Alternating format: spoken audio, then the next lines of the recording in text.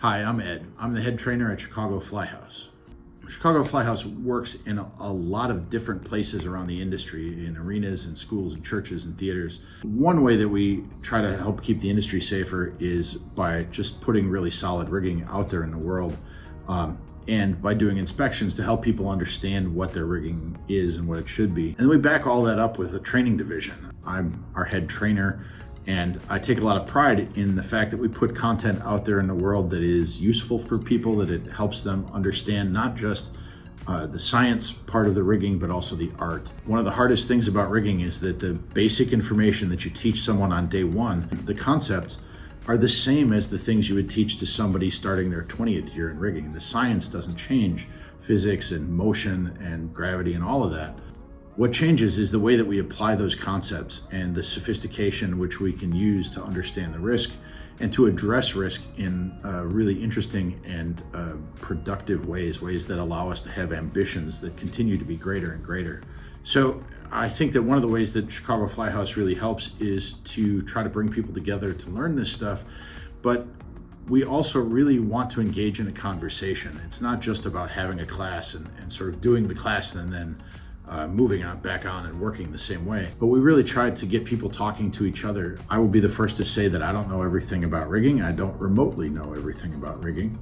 But I know lots of people in the industry. This is an industry full of people who love to talk to each other, and where you can actually talk to the people who have made great strides in the industry. You can walk up to them at the USITT conference and just start a conversation. And so I'm happy to be one of those people who you can come and talk to, but I'm as like as not to point you in the direction of 5 or 6 other people who know more about something than I do. That's my favorite part of the industry, and it's that those kind of connections are something that I really try to foster across all of our training and across all the people that I talk to.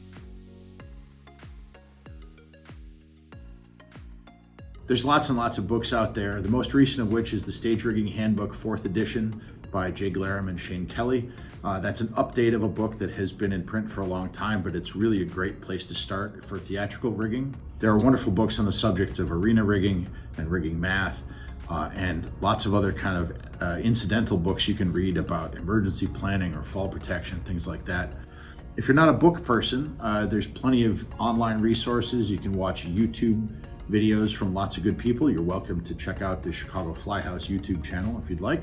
And there's live classes. Our industry is lucky to have a bunch of great trainers in it. You can look for classes from people, both public classes or private classes. You can ask your employer or institution to host a private class. And of course, USITT provides a bunch of educational opportunities through the Jay Glarum Rigging Masterclasses, and other educational initiatives, especially at the annual conference and show.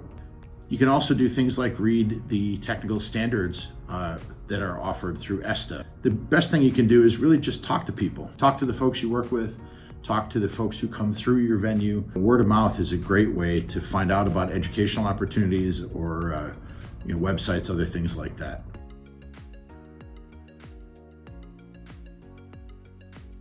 I think that my best advice would be to consider jobs outside of the theater and then to align your education so that you're prepared for those jobs. This can be a little bit challenging because educational institutions are really good at teaching people to work in theater. They do an excellent job, but there's a lot of jobs in our industry that are not strictly in theaters. There are jobs in amusement parks and on cruise ships and in touring rock and roll and all kinds of themed entertainment things.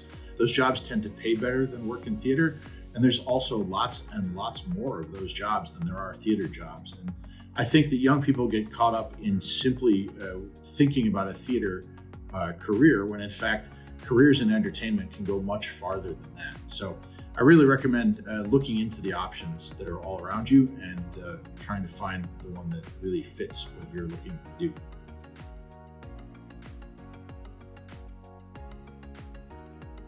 In terms of advice for people who've been in the industry for a long time, what I'd really say is share your knowledge. I see this happening everywhere I go, in arenas, in locals, in all kinds of different places. We see people with experience passing that knowledge on to younger folks, and I really think that's fantastic. We always talk about art and science when it comes to rigging, and the science of it you can learn in a class, but the art of it you really have to learn on the job.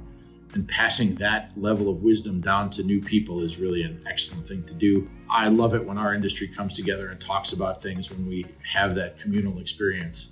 And so I would hope that we keep doing that for as long as possible, and we keep sharing knowledge all the way down.